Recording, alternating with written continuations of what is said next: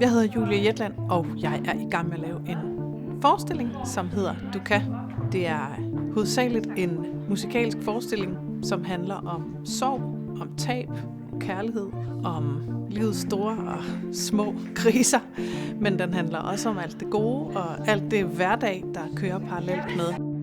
Det er musik, jeg selv har skrevet, og det er skrevet efter, at jeg i foråret 23 aborterede ret sent i min graviditet, og blev rigtig syg efterfølgende af den her abort.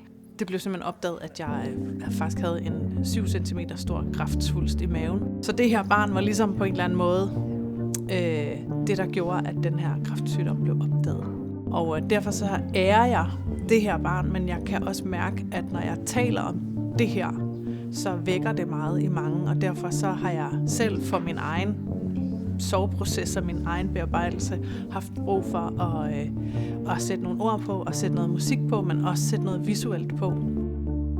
Man kan sige, at det er en musikalsk forestilling, som har rigtig meget fokus også med det visuelle.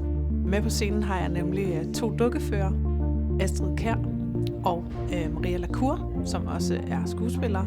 Udover dem så er der Matt Carroll og Christoffer Tophøj, som er trommeslager begge to. Nu kan jeg lige vise.